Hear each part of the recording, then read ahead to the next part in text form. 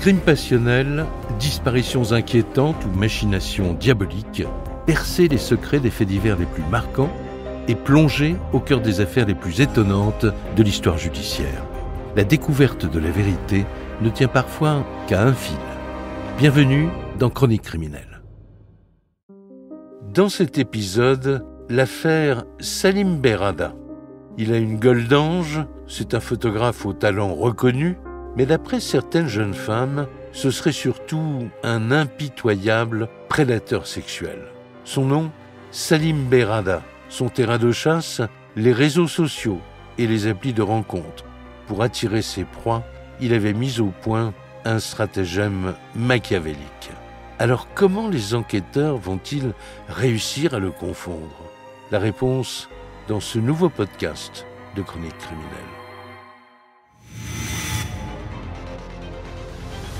21 juin 2023, le soir de la fête de la musique. Le téléphone de Laure, 23 ans, n'arrête pas de biper. L'expéditeur des messages, Adèle, un garçon dont elle a fait la connaissance sur un site de rencontre. Il insiste pour qu'elle le rejoigne chez lui. C'est leur premier rendez-vous. Laure accepte. Elle s'engouffre dans un taxi direction le 20e arrondissement, vers l'appartement du jeune homme. Elle l'ignore encore, mais elle se jette tout droit dans les bras d'un homme que la presse surnommera quelques années plus tard le violeur de Tinder.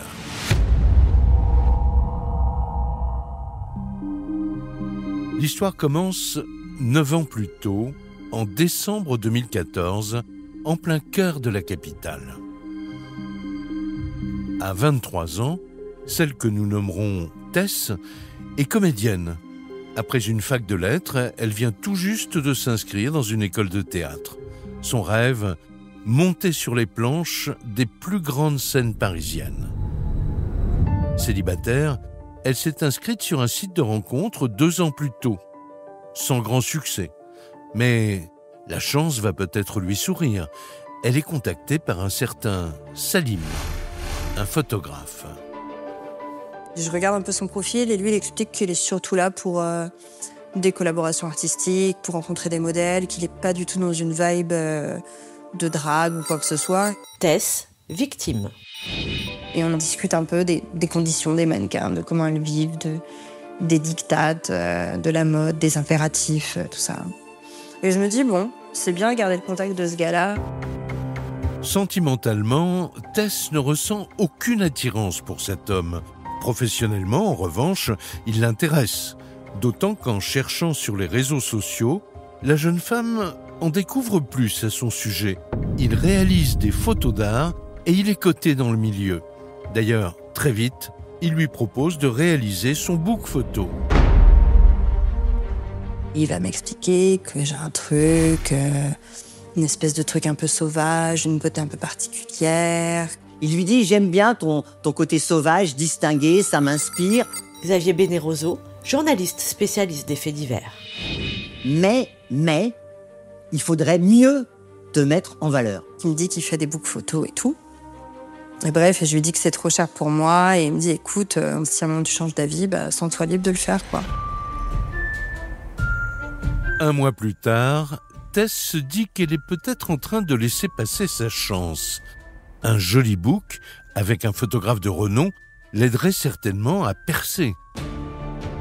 Alors elle se ravise et elle accepte la proposition. Finalement, elle s'est dit que ça pouvait être une bonne idée compte tenu de sa notoriété. Fanny Vial, avocate des parties civiles. Donc il l'avait mise en confiance sur le fait qu'il allait faire de jolies photos d'elle et qu'elle allait pouvoir les exploiter dans le cadre professionnel. Elle a aucune raison de flipper, entre guillemets. Salim lui propose un contrat, donc un papier signé entre elle, le modèle, et lui, le photographe. Donc apparemment, c'est assez clair et c'est assez carré. Et donc, on convient que je lui paye une avance, puis je lui paye la veille du shooting et je lui paye, après la séance, le dernier paiement. Au total, 650 €. Un investissement. Mais Tess espère que ces photos lui apporteront le succès. 2 semaines plus tard, le 19 avril 2015, elle se rend dans le 20e arrondissement, métro Gambetta, pour le shooting photo. Elle nous raconte leur rencontre. C'est au mois d'avril, ça c'est sûr, il fait beau. J'ai des sandales, j'ai qu'un petit blazer avec un t-shirt et un petit pantalon. Et quand j'arrive, je suis hyper stressée. Et son stress va monter encore d'un cran quand elle découvre les lieux. Il m'ouvre et je suis dans un endroit et je comprends pas trop parce que on dirait à moitié un appart, à moitié un studio. Ça fait un peu artisanal, un peu amateur. Un appartement où il y a finalement extrêmement peu de décoration, voire quasiment pas. La salle de bain, elle est crade, mais elle est vraiment sale. C'est glauque. Tess est mal à l'aise et ça ne va pas s'arranger. Le photographe avec lequel elle discute depuis des semaines sur les réseaux sociaux ne ressemble pas du tout à ce qu'elle imaginait. Il me dégoûte un peu parce que déjà il fait pas très propre sur lui. Pas très clean. Non, il me plaît pas trop. Il me plaît pas du tout même. Il faut dire que Tess n'est pas seule avec Salim dans l'appartement. Une maquilleuse est présente sur les lieux. Mais une fois la jeune fille coiffée et maquillée, elle quitte l'appartement. Et en fait, au bout d'un moment, elle part. Et ça me plaît pas qu'elle parte. En fait, ça me plaît pas de me retrouver avec un homme que je connais pas, toute seule. Tout est prêt. Le shooting commence. Je suis extrêmement tendue et il le sent. Il le sent et là, il va me dire, écoute, tu sais quoi, on va arrêter un peu. Il me dit, tu veux boire un petit truc? Je vais te servir un petit truc et tout. Et je me dis, oh putain, c'est sympa. Il essaye de m'aider. Il cherche à vous mettre en confiance et ça fonctionne. Il sort une bouteille de vodka du frigo et il sert 2 shots qu'on boit ensemble. Et à partir de là, la séance, elle est floue. Tess titube. Elle est dans une sorte de brouillard. Elle raconte que la séance photo va alors tourner au cauchemar. C'est comme vous sentir un peu glissé, quoi. Je sais qu'à un moment, il a son bras derrière moi et sa main sur ma cuisse. Je sais qu'à un moment, il m'embrasse de force, que je lui dis non, que je veux pas. Et je sens que c'est comme d'être dans du coton, quoi. D'être un peu, ou d'avancer au ralenti. Et je me retrouve coincée dans ce coin de kitchenette. Et en fait, il commence à me toucher partout. Il m'embrasse dans le cou, il m'embrasse sur la bouche. Il m'écrase. Et il commence à me toucher partout. Il commence à toucher la poitrine à travers mon t-shirt. Et là, il y a son autre main qui commence à remonter entre mes jambes, qui commence à appuyer à travers mes vêtements, sur mon entrejambe, sur mon sexe, sur mes cuisses. Je le pousse, je dégage. J'attrape mon sac et je descends en courant. Je me retourne pas, je cours.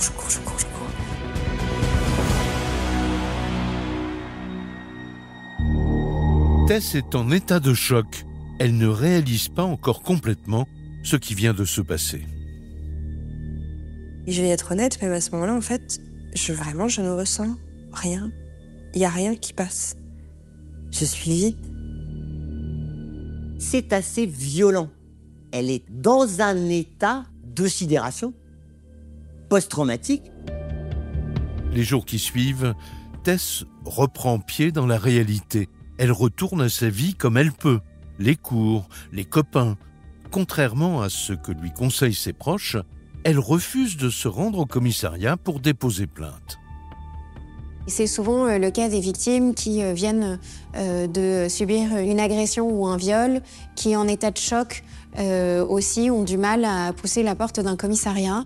Parce qu'elle culpabilise. Elle se dit, comment ça se fait que j'ai pas pu me défendre? Martine Moscovici, avocate des parties civiles. Pourquoi je suis pas partie? Le dépôt de plainte, c'est une épreuve. c'est toujours parole contre parole. L'affaire pourrait en rester là.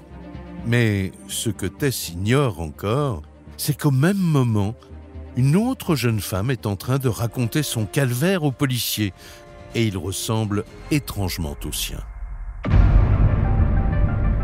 Le jour même, le 25 avril 2015, Brooke, une jeune Américaine, franchit la porte du commissariat du 16e arrondissement. Elle vient pour déposer plainte. Et son agresseur porte le même nom que celui de Tess, la jeune comédienne. Salim Berrada. C'était la pire partie de ma vie. Brooke Jacks, victime. Pour une femme qui est pas courante en français et qui est étrangère, c'était extrêmement difficile et vraiment brave d'aller à la police. Dans un français hésitant, Brooke raconte aux policiers qu'elle est américaine, qu'elle a 23 ans et qu'elle s'est fait violer. C'est très difficile pour elle de faire cette démarche. Elle est quand même assez angoissée. Et ce petit bout de femme va raconter l'horreur. Face aux policiers, la jeune femme reprend toute son histoire depuis le début. Elle explique qu'elle vient de Californie et qu'elle s'est installée dans la capitale 2 ans auparavant pour y suivre des études de management. J'ai décidé que je veux faire mon master en France. J'ai déménagé à Paris et c'était très très bon au début. Très vite, elle adopte le mode de vie des jeunes étudiantes parisiennes. J'étais vraiment contente parce que j'avais une vie très très intéressante et j'avais beaucoup d'amis. Une petite étudiante pétillante qui sort le soir, qui vit une vie parisienne assez riche. J'avais une vie pleine de bonheur. Je suis allée dans les concerts, j'ai travaillé dans un bar à Paris, tout était parfait. Brooke explique qu'elle est passionnée de photographie. Elle s'inscrit sur un site de casting qui met en lien des mannequins et des photographes. Rapidement, elle est contactée par un professionnel, ce même Salim Berrada. J'ai vu ces photographes et j'ai pensé il a beaucoup de talent dans son métier et je veux apprendre. Elle veut découvrir l'univers photo. Comment ça se passe un shooting, comment ça se passe un casting, et peut-être aussi elle-même devenir photographe. Il a dit qu'il veut prendre des photos de moi et j'ai dit OK. Après quelques échanges par message, la séance photo s'organise. Rendez-vous est pris le 7 janvier 2015. Quand je suis arrivée, c'était chez lui, dans son appartement, et j'ai pensé OK, c'est pas grave, mais c'était très bizarre de rencontrer un homme et être dans son appartement. Ça ne correspond pas à ce qu'elle s'est imaginé. Et elle est très surprise de voir que ce monsieur fait des photos à domicile. Mais Brooke explique aux policiers que le photographe l'a rassurée.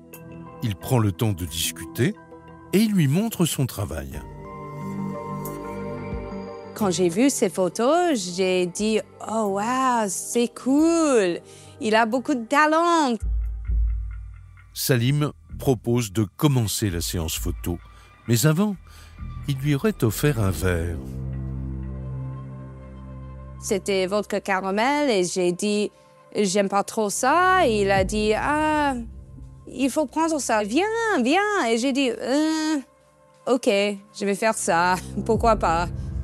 Il est gentil. » Mais à ce moment-là, j'ai pensé quelque chose est not right.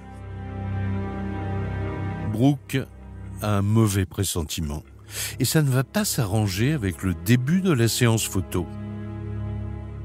Elle lui dit qu'on commence quand le shooting. Il dit quand tu veux. Elle dit OK, j'ai des vêtements. Il dit non, nu. La jeune femme raconte aux policiers qu'elle a à peine le temps de réaliser ce que le photographe lui demande. Et elle fait un malaise. était floue, toute. Elle a la tête qui tourne, elle est plus dans son état normal. Après ça, j'ai dormi immédiatement. C'est le trou noir, le blackout, elle se rappelle plus. Xavier Bénéroso, journaliste spécialiste des faits divers. Est-ce qu'elle est tombée dans les pommes? Quand je me suis réveillée, j'étais complètement nue sur le canapé. Elle se rend compte qu'il est nu Manon Aublanc, journaliste au Parisien. et qu'il lui demande une fellation. Brooke raconte qu'elle était dans un état second. À partir de ce moment-là, on est en présence d'une femme qui ne sait plus ce qu'elle fait et à qui on peut faire tout et n'importe quoi. C'est terrible parce que c'est une poupée. C'est une poupée de chiffon. Une poupée de chiffon dont Berrada aurait tenté de profiter. Ce n'est que 2 heures plus tard que Brooke parvient enfin à se sauver. À un moment, elle parvient à s'extraire de cet appartement et à quitter les lieux, mais en partant, elle a l'impression d'avoir été droguée. Et après ça, je suis allée chez moi et j'ai dormi pendant 3 jours. 3 jours.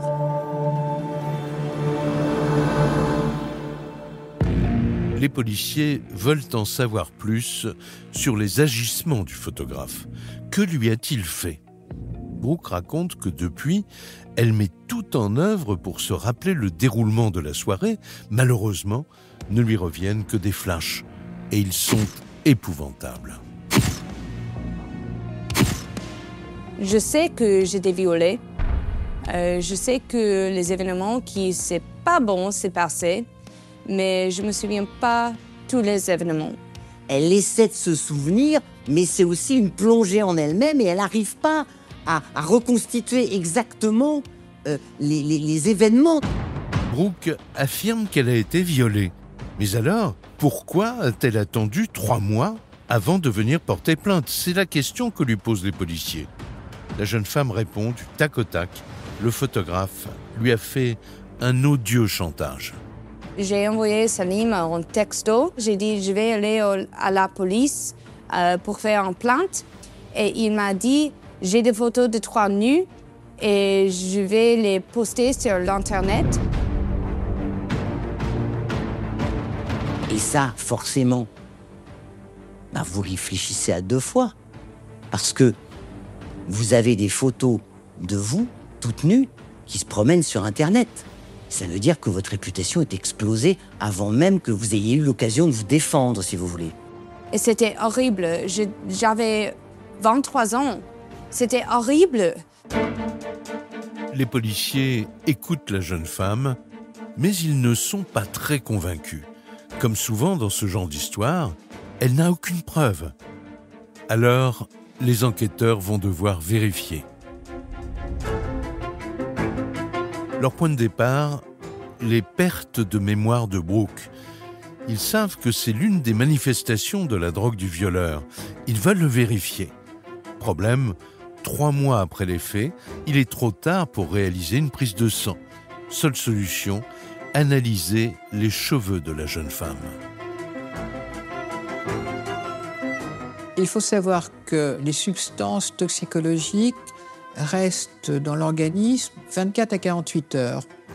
Par contre, dans les cheveux, on trouve absolument tout. Et donc, on va lui faire des prélèvements et on va chercher dans ses cheveux s'il y a notamment, par exemple, du GHB, ce qu'on appelle la drogue du violeur, ou s'il y a d'autres médicaments. Les résultats des analyses vont prendre quelques jours. En attendant, les policiers veulent en savoir plus sur le compte de ce Salim Berrada. Qui se cache derrière cet homme? Un photographe à la mode? Un agresseur sexuel? Ou les deux? Les enquêteurs commencent leurs investigations. Berrada a eu un parcours exemplaire, il faut le dire. Martine Moscovici, avocate des parties civiles. Il est issu d'une famille pauvre du Maroc et il s'est dit que la seule façon de s'en sortir, c'était de faire des études. Et il arrive donc à 18 ans en France pour faire une école d'ingénieur, mais il arrive sans un sou. Il sortira diplômé de cette école d'ingénieur de Bordeaux et il ira travailler dans une entreprise française en région parisienne. Mais il a bifurqué, il est devenu photographe. Salim Berrada se spécialise dans les photos de mode et il est plutôt doué. rapidement, ça a marché. Rapidement, il a réussi à en vivre. Vraiment, il a un très bon coup d'œil et il a un très bon instinct photographique. Et rapidement, il s'est quand même fait un nom dans le milieu de la photographie. C'est un photographe qui, par exemple, a pris des clichés de Miss France, c'est pas rien, et qui s'affiche sur les réseaux sociaux avec un certain nombre de photos artistiques, esthétiques. Ce que les policiers découvrent de Salim Berrada ne les aide pas vraiment.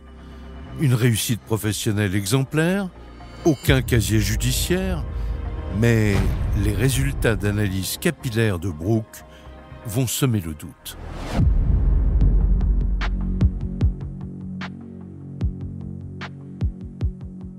Quelques jours plus tard, les policiers reçoivent le compte-rendu du laboratoire. L'analyse de cheveux a démontré qu'effectivement, il y a eu des substances qui ont été retrouvées. Des molécules d'antihistaminiques qui sont des médicaments en vente libre à la pharmacie. Pour soigner le rhume, vous allez me dire, je comprends pas, mais ça favorise la somnolence. Et si on rajoute de l'alcool, ça démultiplie l'effet du médicament. Les résultats confirment le témoignage de Brooke. Elle a bien ingéré de la drogue. Mais pour les policiers, ce n'est pas une preuve. Ça ne veut pas dire qu'on peut affirmer pleinement qu'il y a eu soumission chimique. On peut estimer aussi que Brooke a pris un médicament lambda et se retrouve avec de l'antihistaminique dans les cheveux et que ça n'avait rien à voir avec le fait qu'elle ait été droguée. Pour les enquêteurs, ces résultats ne sont pas suffisants. Une victime au souvenir incertain, un suspect qui n'en a pas le profil, des analyses capillaires pas assez flagrantes, l'enquête s'arrête là. Plus rien ne se passe. Les mois défilent. Et Brooke n'a plus de nouvelles de sa plainte. Ils ont pris les notes, ils ont pris la plainte, mais ils ont ri. Brooke Jacks, victime. Et à ce moment-là, j'étais sûre qu'ils ont pensé que j'étais menteuse. Peut-être parce que c'était étranger. J'étais vraiment triste. Et donc, Salim Berrada, qui, à un moment donné, pouvait être éventuellement dans l'œil du cyclone, ne va pas être inquiété et va continuer sa petite vie de photographe comme si de rien n'était. Ce statu quo dure plus d'un an, entre avril 2015 et la fin de l'année 2016. Et c'est totalement par hasard que l'histoire bascule. Le 11 octobre 2016, commissariat du 12e arrondissement de Paris. Dans l'enquête, il va se passer quelque chose d'assez incroyable. Coup de chance monumentale. Il y a un moment à la machine à café, 2 policiers parlent. Alors, faut imaginer la scène. Et il y en a un qui dit, ouais, tiens, ça va, ouais, bonjour. Et toi, tu bosses sur quoi? L'affaire Berrada. Et l'autre dit, tiens, moi aussi, j'ai une affaire Berrada. C'est pas possible, dit l'autre. C'est incroyable. Moi, j'ai exactement le même type de dossier sur mon bureau.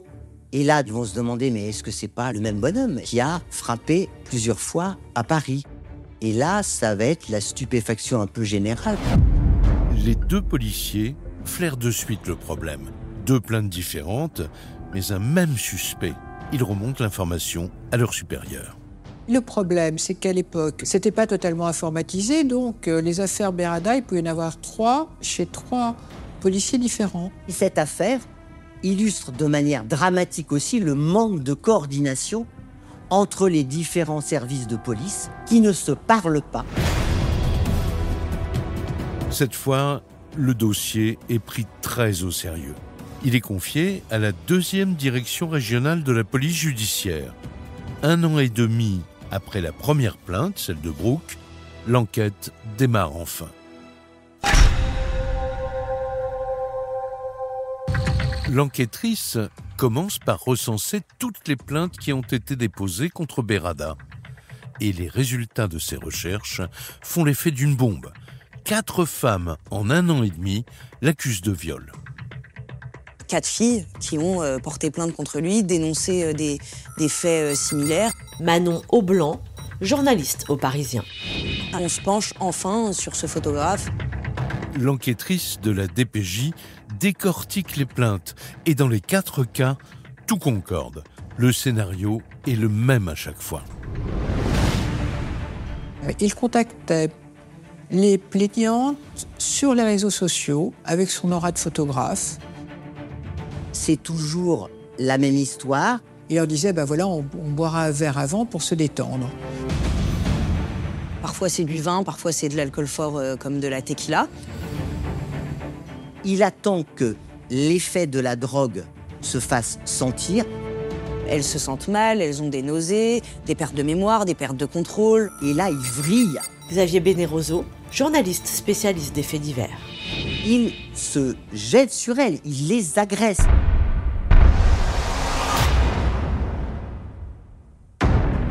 Les récits des 4 plaintes sont presque des copier-coller. Pour l'enquêtrice, tout accuse Berrada. Et un autre élément va finir de la convaincre.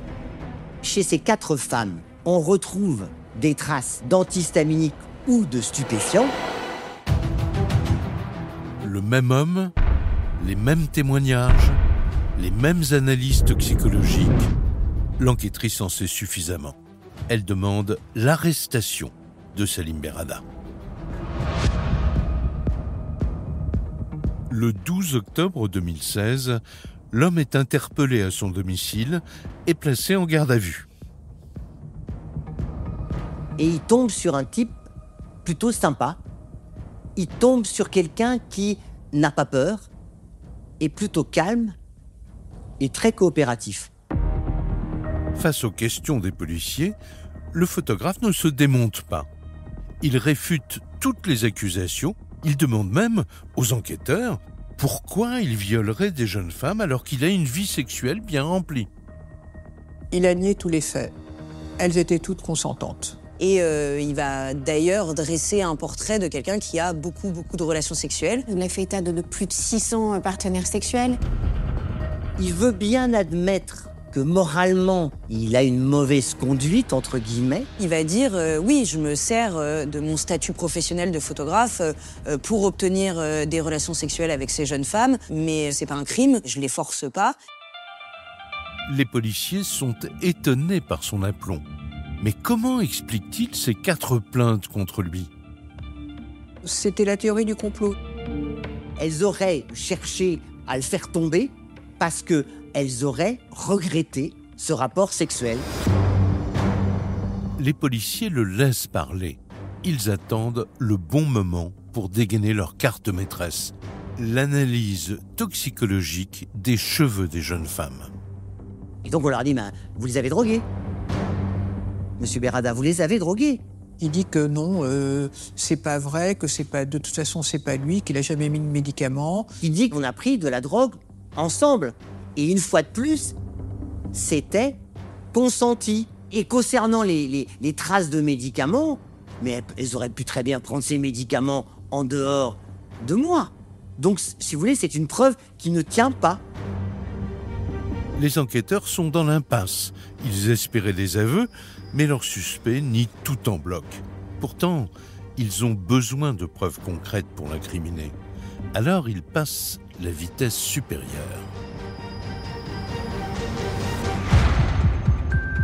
Le jour de son interpellation, il procède à la perquisition du domicile de Salim Berrada, le fameux studio photo où il reçoit tous les modèles.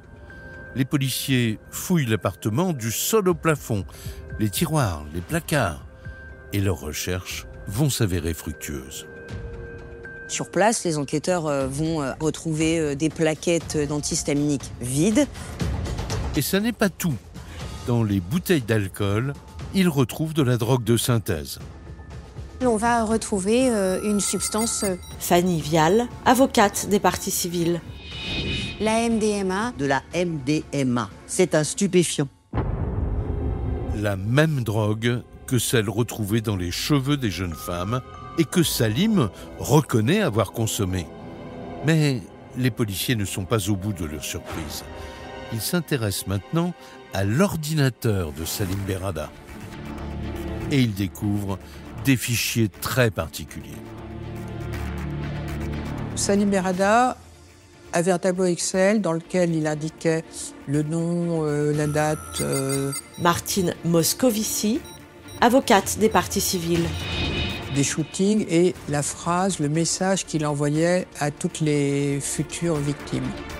Des phrases d'accroche toutes prêtes, avec des compliments, des phrases pour rebondir, des propositions. Des messages, j'aime ton côté sauvage et distingué, tu m'inspires. C'est un prédateur qui traque ses proies. En fait, il envoie des messages en masse et en fait, il attend un peu que ça morde, quoi.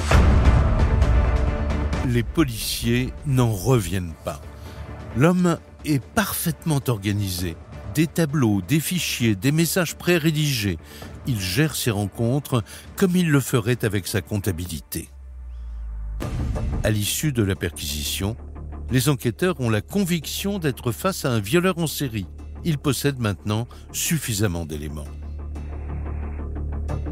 Les témoignages, les expertises capillaires et maintenant cet ordinateur qui vient de livrer ses secrets. Le 13 octobre 2016, Salim Berrada est mis en examen pour 4 viols et placé en détention provisoire. Mais les policiers vont vite s'apercevoir qu'ils n'ont découvert qu'une infime partie de cette affaire, car l'enquête va connaître une avancée énorme grâce à une vidéo.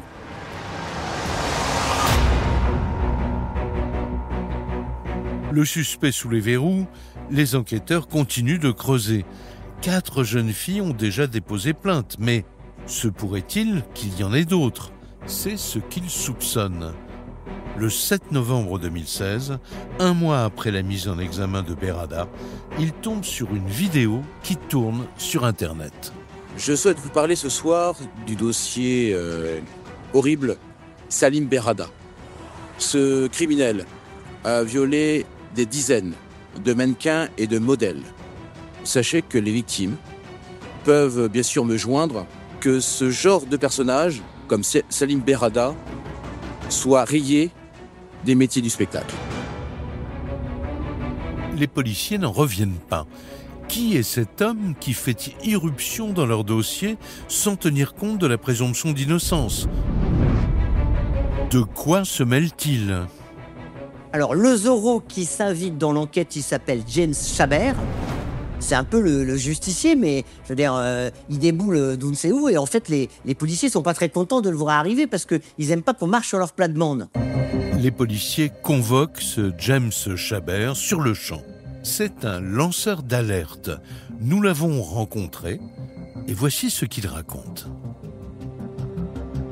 Je réponds aux questions sans faire de roman. James Chabert, président de l'association Casting Info Service. Je réponds d'une façon factuelle. Ils ont besoin aussi des gens qui apportent des informations utiles, essentielles pour l'affaire. James Chabert raconte aux policiers qu'il a monté une association pour lutter contre les dérives dans le milieu du cinéma et de la mode.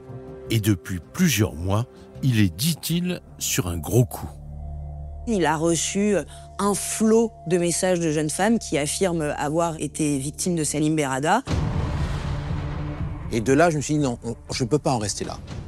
On me donne des informations, je vais faire mon live. Je parle d'escroquerie, d'agression sexuelle, de viol. Ce criminel a violé des dizaines de mannequins et de modèles. Et là, je ressens encore davantage de témoignages. La vidéo de James Chabert, elle est vue plus de 20 000 fois et partagée des centaines de fois. Une vidéo devenue quasiment virale. Et James Chabert raconte qu'il ne s'est pas arrêté là. Il a mené son enquête. Il a appelé aussi les responsables d'un site sur lequel Berrada contactait les femmes. Et il leur a demandé de l'aide. Ce partenaire me donne volontiers toutes les personnes que Salim Berrada a contactées sur sa plateforme. J'ai un fichier de 697 personnes.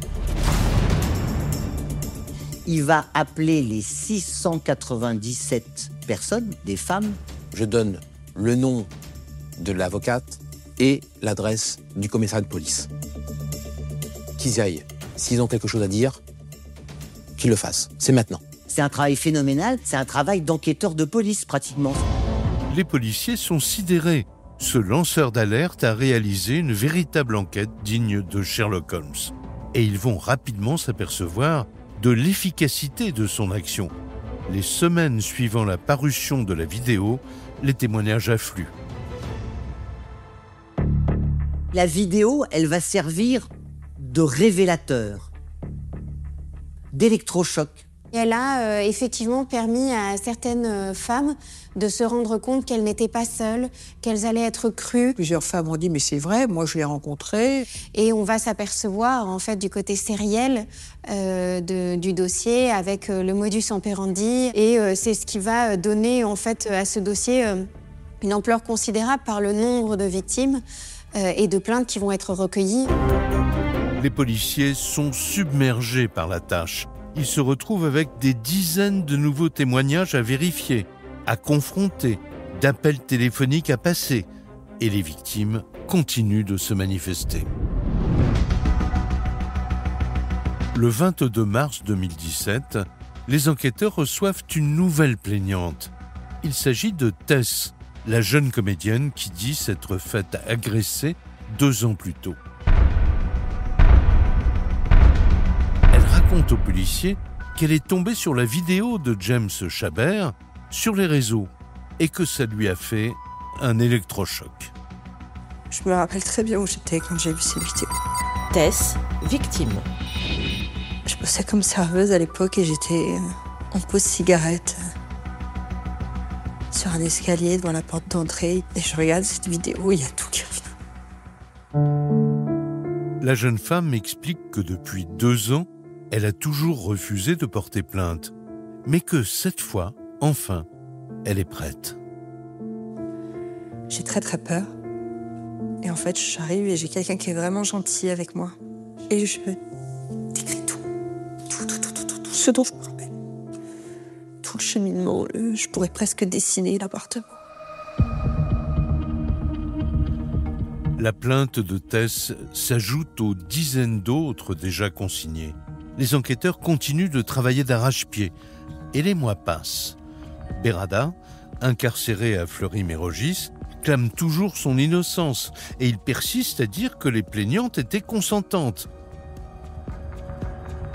Il envoie des demandes de mise en liberté, toutes refusées jusqu'au 29 mai 2019. Après 2 ans et 7 mois, la détention provisoire de Berrada arrive à son terme. Malgré 17 mises en examen, il est libéré sous contrôle judiciaire. Cette nouvelle fait l'effet d'une déflagration. Quand on annonce qu'il est libéré, Xavier Bénéroso, journaliste spécialiste des faits divers. Les victimes sont stupéfaites, ébahies, et c'est une immense incompréhension et une immense colère. J'ai été absolument furieuse. Je me dis, comment ça? Il est libéré? Pourquoi? Parce que comme son nom l'indique, la détention provisoire est provisoire et ne peut pas durer indéfiniment. C'est assez étrange quand même de laisser en liberté un individu qui est susceptible d'agresser des femmes. Je dirais que c'est une grosse bévue de la justice. Pour les jeunes femmes, le choc est encore pire. Pour elles qui ont déjà tant souffert, la libération de Berrada est une épreuve supplémentaire.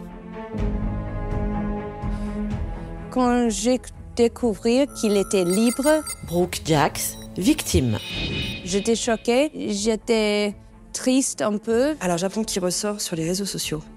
Je découvre qu'il habite à 10 minutes de chez moi. J'ai peur, c'est pas une peur qui est liée à moi, c'est une peur qui est liée au fait qu'il recommence et que ce soit d'autres filles. Les plaignantes sont d'autant plus en colère que depuis leur agression, leurs vies sont bouleversées.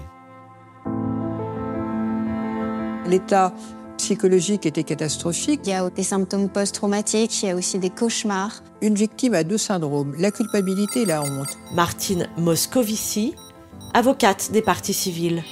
C'est-à-dire qu'elle se dit « mais j'aurais jamais dû être là à ce moment-là, j'aurais jamais dû être violée ».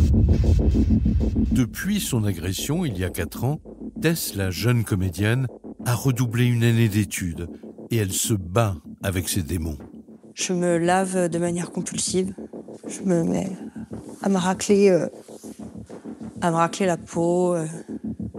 Je mange énormément, dans des quantités vraiment gargantuesques. Et ensuite, je me fais vomir.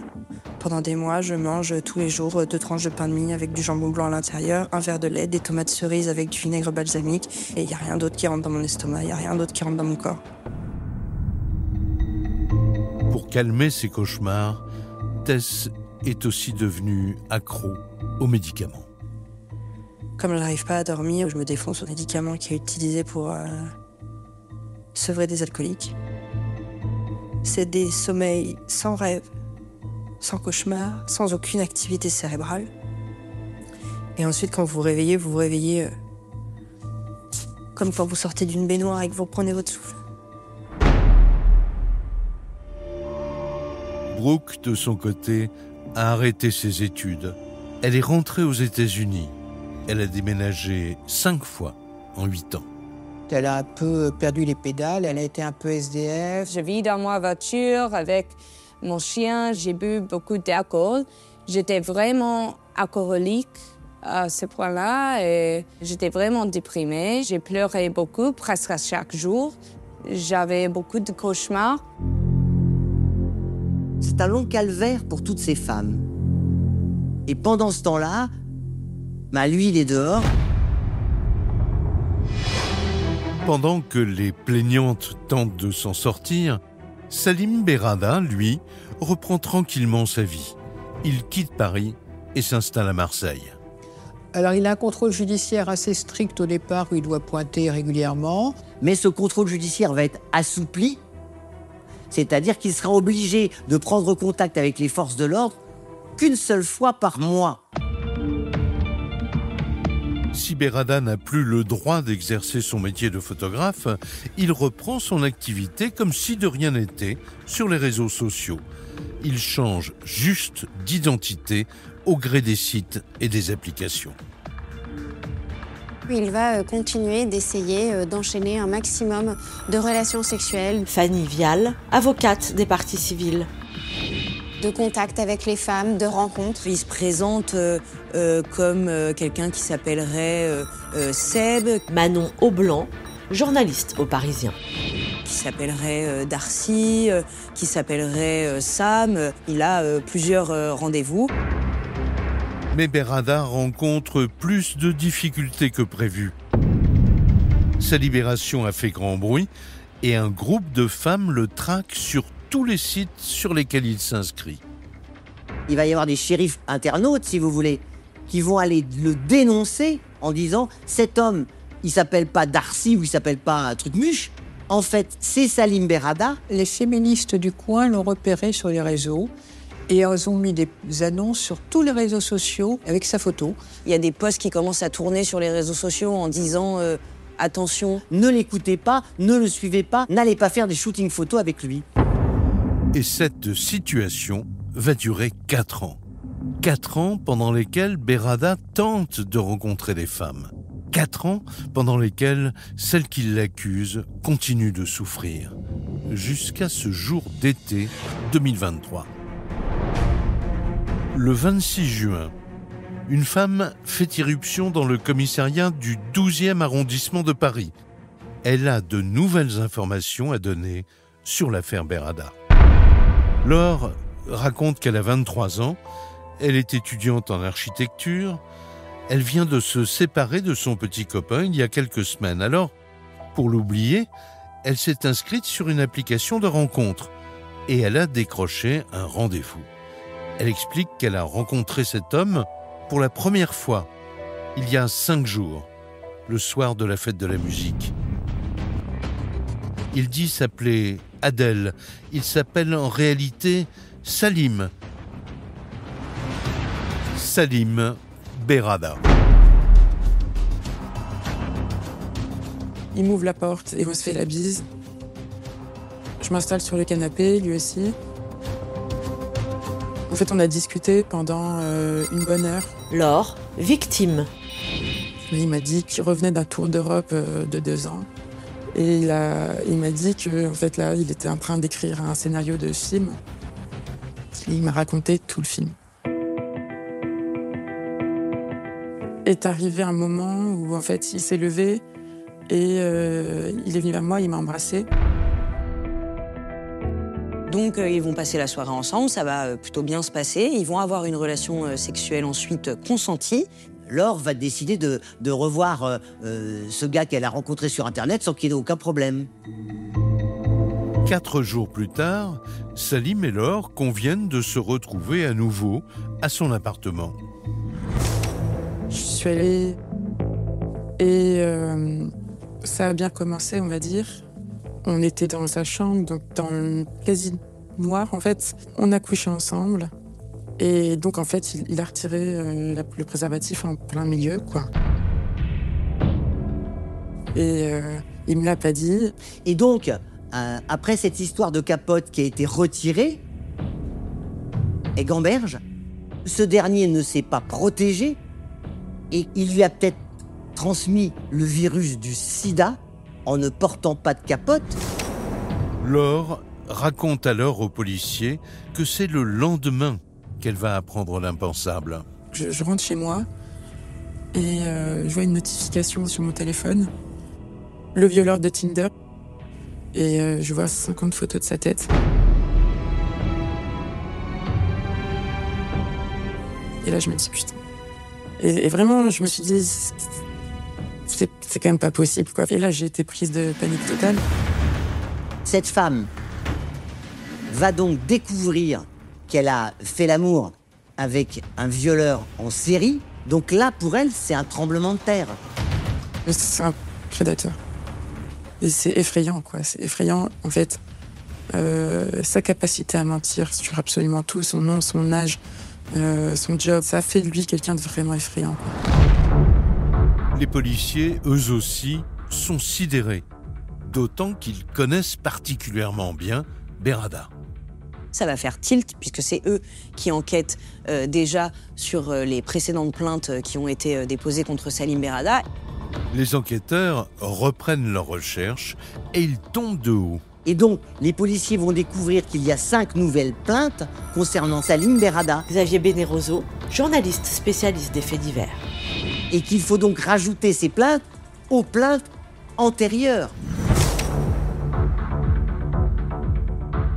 Cette découverte provoque la stupéfaction parmi les enquêteurs. Berrada aurait récidivé. 5 nouvelles plaintes, et peut-être plus, alors qu'il est sous contrôle judiciaire. Les policiers se mettent immédiatement à sa recherche. 3 semaines plus tard, le 13 juillet 2023, Berrada est interpellé au Havre.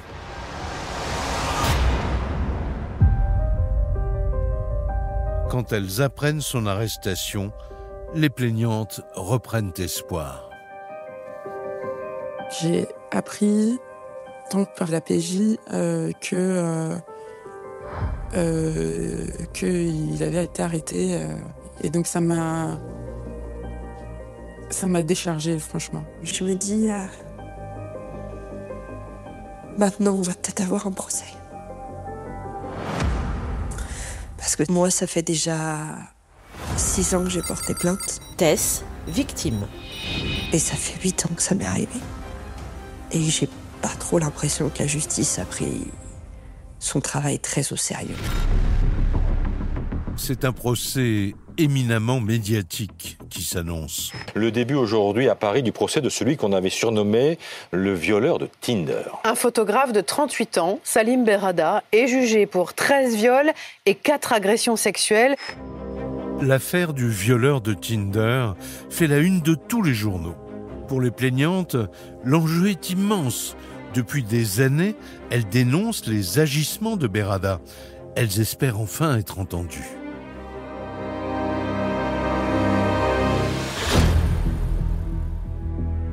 Le 18 mars 2024, 9 ans après la première plainte pour viol, le procès de Salim Berrada s'ouvre devant la Cour criminelle de Paris.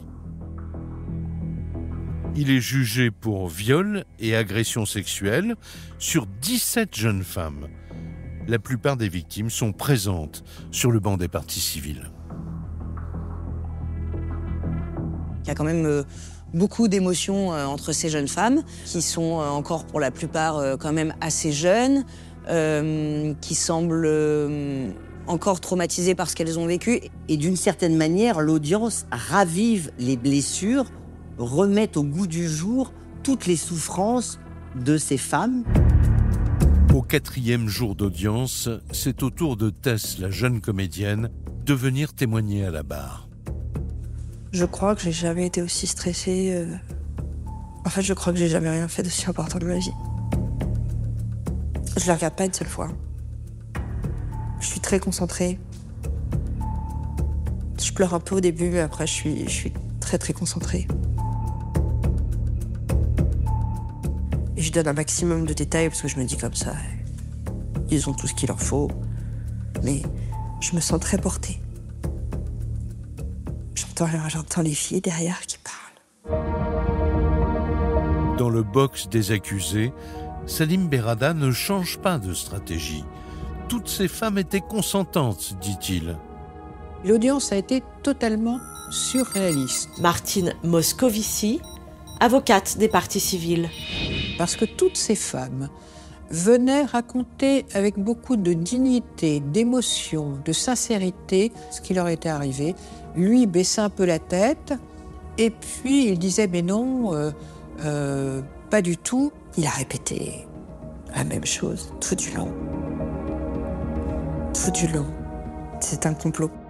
Elles ont décidé de me faire du mal. Moi, le grand séducteur, qui n'avait aucun problème pour avoir toutes les femmes que je voulais. Et surtout, il revient sur le point crucial du dossier, à savoir qu'elles étaient toutes consentantes. Pour Berrada et ses avocats, les analyses toxicologiques non plus ne prouvent rien, que ce soit pour les antihistaminiques ou pour la MDMA. Les avocats de la défense disent forcément, mais ça prouve rien, les antihistaminiques. Ces jeunes femmes, elles ont pu déjà prendre de la drogue de leur côté. Manon Aublanc, journaliste au Parisien. Et c'est pareil pour les antihistaminiques. Elles ont dû avoir un rhume et pris ce genre de médicaments, et c'est pour ça qu'on les retrouve dans leur sang ou dans leurs cheveux. La Cour va-t-elle suivre l'avis de la défense ? Après 6 heures de délibéré, le verdict tombe enfin. Salim Berrada est condamné à 18 ans de prison pour 12 viols et 3 agressions sexuelles. À ce moment-là, toutes les victimes ont applaudi et disaient merci, merci, merci. Et elles sont toutes allées voir l'avocat général pour le remercier, et lui était très touché de ces démarches. C'était extrêmement fort, extrêmement beau, très touchant.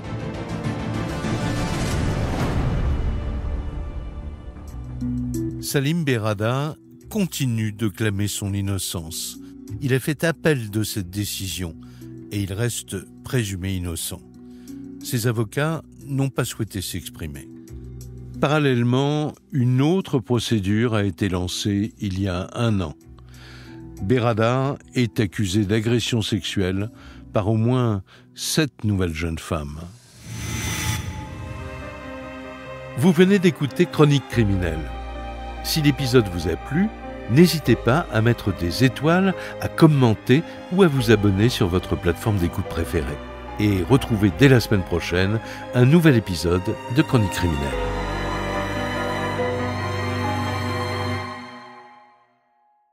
C'était un été lourd, saturé de chaleur et de silence, un été où les ombres semblaient plus épaisses que les murs, où les cris des enfants dans les rues s'éteignaient plus tôt que d'habitude, avalés par une inquiétude diffuse. Nous sommes en 1944, dans une petite ville de province française, un endroit que l'on n'aurait jamais pensé associer à un mystère qui entrait des générations entières. Une lycéenne disparaît. Pas une fugue banale, pas un éloignement volontaire, mais une disparition soudaine, comme si la terre s'était entr'ouverte sous ses pieds pour l'avaler. Elle s'appelait Émilie, 16 ans, un sourire trop grand pour son âge et une écriture serrée qui révélait, à qui savait lire entre les lignes, une personnalité secrète, déterminée mais fragile. Ce jour de juin, elle ne rentra jamais chez elle. On l'a vue pour la dernière fois en sortant du lycée. ses cahiers serrés contre sa poitrine, son cartable à moitié ouvert, un livre de poésie dépassant légèrement, comme une note laissée aux passants. Elle avait l'habitude de prendre le même chemin, à travers les rues pavées, puis la route longeant la rivière. Mais ce soir-là, le chemin se perd dans l'ombre, et plus personne ne la revit. La ville entra dans un silence anormal, le genre de silence qui se colle aux murs et aux souvenirs.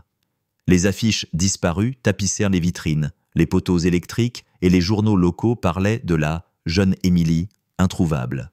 La police lança une enquête, méthodique mais rapidement paralysée par l'absence de preuves tangibles. Pas de témoins, pas de traces, pas de bruit suspect, rien qu'un vide brutal. La maison de sa famille, une bâtisse modeste à 2 étages, devint le centre d'un tourbillon d'angoisse.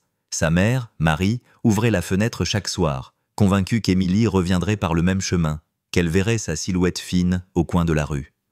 Son père, plus taciturne, s'enfonça dans un mutisme amer, ses yeux rougis par l'impuissance. Le temps passa, la ville se résigna, et peu à peu, le nom d'Émilie glissa dans la catégorie des mystères jamais élucidés, ces blessures ouvertes qu'on finit par cacher derrière des sourires de façade. Mais certains mystères refusent de mourir. Ils dorment, ils se cachent, ils s'enfouissent dans la poussière et les planchers des vieilles maisons, jusqu'à ce que, des décennies plus tard, un hasard, une main curieuse ou une rénovation maladroite les réveille brutalement. C'est ce qui se produisit 40 ans après la disparition d'Émilie. Une vieille maison abandonnée, à la périphérie de la ville, devait être détruite. Les ouvriers, en retirant les lames de bois d'un plancher rongé par l'humidité, découvrirent une enveloppe jaunie, scellée avec une application étrange. À l'intérieur, une lettre manuscrite. Les premiers mots suffirent à glacer le sang. Si vous lisez ceci, c'est que la vérité commence à remonter à la surface. La lettre n'était pas signée, mais elle évoquait directement la disparition de la jeune lycéenne en 1934. Plus troublant encore, elle contenait des détails jamais révélés au public. La couleur exacte du ruban qu'Émilie portait dans ses cheveux ce jour-là. La description d'un carnet secret qu'elle conservait toujours dans la poche intérieure de son cartable. Comment celui qui avait écrit pouvait-il savoir, sinon en étant directement impliqué? Cette découverte relança l'affaire comme une étincelle jetée dans une pièce saturée de gaz. Les policiers, désormais équipés de moyens modernes d'analyse, reprirent l'enquête. L'ADN, la comparaison d'écriture, la datation du papier. Tout fut mobilisé. Et très vite, on comprit que cette lettre n'était pas un délire anonyme, mais une confession codée, un aveu camouflé dans les méandres d'une écriture nerveuse. La maison où l'enveloppe avait été trouvée n'était pas anodine. Elle avait appartenu dans les années 80 à un homme au passé trouble, un certain René Delcourt, connu pour sa solitude, ses accès de colère et son intérêt maladif pour les jeunes filles de la région. Interrogé à l'époque, il avait fourni un alibi fragile, mais faute de preuves, on avait dû le relâcher. Après sa mort en 1999, la maison resta à l'abandon, comme une cicatrice que personne n'osait effacer. Et voilà qu'au cœur même de ce lieu surgissait un témoignage enfoui. On pourrait croire à une coïncidence, mais dans les affaires criminelles, les coïncidences sont rares, presque inexistantes. La lettre décrivait des fragments de vérité mêlés à des ombres, comme si l'auteur cherchait à dire sans vraiment se trahir. Mais chaque mot, chaque tremblement d'encre, chaque espace laissé entre 2 phrases contenait une charge explosive. Les enquêteurs modernes se penchèrent sur elle comme des archéologues sur une relique, cherchant à déchiffrer le langage muet d'une époque disparue. Et soudain, les souvenirs que la ville avait voulu enfouir refirent surface. Les anciens camarades de classe d'Émilie furent interrogés à nouveau. Certains se souvenaient de son rire léger, d'autres de son habitude à écrire des poèmes qu'elle ne montrait à personne. Mais un détail revint avec insistance. La présence régulière d'un homme qui rôdait près du lycée, prétendant chercher son chien, toujours le même, toujours à la même heure. René Delcourt. Le nom surgit comme une évidence, mais la justice exige plus que des évidences. Alors les enquêteurs reprirent les dossiers, les photographies, les objets retrouvés à l'époque. Rien jusqu'à ce que la lettre livre un autre indice, une allusion étrange à l'endroit où l'eau rencontre la pierre. Les policiers fouillèrent les rives de la rivière, là où Émilie passait chaque soir. Et c'est là, enfoui sous la vase, que fut retrouvé un cartable rongé par le temps. À l'intérieur, des restes de papier illisibles, mais aussi une broche en métal, identifiée par la mère d'Émilie comme appartenant à sa fille. 40 ans plus tard, le cartable refait surface, comme pour confirmer les mots de la lettre. Mais le plus glaçant restait à venir. Le cartable retrouvé au bord de la rivière, gonflé d'eau et de boue, n'était plus qu'une ombre d'objet, mais il portait en lui une puissance symbolique inouïe. 40 ans après, c'était comme si Émilie avait laissé un message, un signe posthume, une preuve que son absence n'était pas un oubli, mais une blessure béante dans le tissu de la mémoire collective. Les policiers, gantés et prudents, l'ouvrirent lentement, comme si le moindre geste pouvait effacer les ultimes traces de l'adolescente disparue. La broche métallique, ternie mais intacte, scintilla brièvement à la lumière des projecteurs. Sa mère, convoquée pour l'identification, la reconnut aussitôt. Sa voix brisée par un sanglot 40 ans contenu, « C'est à elle, je l'ai acheté pour ses 15 ans. » Ce détail, minuscule en apparence, était une arme pour l'enquête, car la lettre mentionnait précisément ce bijou, comme si son auteur avait anticipé la redécouverte du cartable. Le lien entre les mots écrits et l'objet physique devenait indéniable. Quelqu'un avait voulu que la vérité soit révélée. Mais pourquoi attendre 4 décennies? Était-ce une confession de dernière heure, un sursaut de conscience, ou un jeu cruel orchestré par un esprit malade? L'analyse scientifique du cartable révéla un fragment de tissu préservé dans une poche intérieure. L'ADN, comparé avec celui de la famille, confirma qu'il appartenait bien à Émilie. Mais surtout, des traces étrangères, partielles, apparurent. Les laboratoires modernes, armés de techniques inexistantes en 1984, détectèrent un profil masculin incomplet. Il ne suffisait pas pour une identification totale, mais il offrait une direction, une ombre d'identité, un fantôme d'empreinte génétique qui appelait à être confronté. Les enquêteurs se penchèrent alors sur la figure de René Delcourt. Cet homme, déjà suspecté à l'époque, vivait seul dans cette maison aux murs décrépits. Ancien ouvrier, congédié après des comportements instables, il se terrait dans la solitude, nourrissant une réputation inquiétante. Les voisins le décrivaient comme un homme au regard fuyant, toujours en retrait, mais dont les colères soudaines faisaient trembler les murs. Un détail glaçant revint. Plusieurs adolescentes avaient signalé ses approches déplacées, ses paroles ambiguës. Pourtant, faute de preuves, il n'avait jamais été inculpé. Aujourd'hui, son ombre ressurgissait avec violence, et la maison abandonnée, celle où la lettre avait été retrouvée, devenait une scène de crime différé, un mausolée de secrets. Les policiers inspectèrent chaque recoin, chaque fissure, chaque planche, à la recherche d'autres indices. Dans une trappe à demi dissimulée sous la poussière, ils découvrirent une boîte métallique contenant des journaux intimes, des coupures de presse et des photographies jaunies. Sur certaines, on distinguait des jeunes filles floues, prises à distance. Des visages surpris, capturés à leur insu. Parmi elles, un sourire se détachait. Celui d'Émilie, immortalisé en noir et blanc, sans qu'elle ne sache qu'un objectif la fixait. Cette trouvaille fit basculer l'affaire. Le lien entre Delcourt et Émilie n'était plus hypothétique, il devenait concret, presque accusateur. Mais une question obsédait les enquêteurs. Si Delcourt avait laissé ses preuves, si la lettre avait été cachée dans sa maison, pourquoi n'avait-il jamais été inquiété davantage à l'époque? Était-il seul dans ce secret, ou quelqu'un d'autre avait-il manipulé les fils de l'enquête, étouffant volontairement la vérité? La lettre, relue encore et encore, révéla des subtilités jusque-là négligées. Certaines phrases semblaient écrites dans une hâte nerveuse, d'autres au contraire dans une lenteur presque cérémonielle. L'expertise graphologique montra des variations d'écriture, suggérant 2 mains différentes, peut-être un duo, un complice, ou bien Delcourt lui-même, oscillant entre plusieurs personnalités. L'enquête prenait une tournure labyrinthique, où chaque réponse engendrait une nouvelle énigme. Pendant ce temps, la ville, frappée par ce réveil brutal, replongeait dans ses souvenirs étouffés. Les anciens professeurs, les amis d'Émilie, les voisins, tous furent interrogés de nouveau. Et certains révélèrent des détails enfouis par le temps.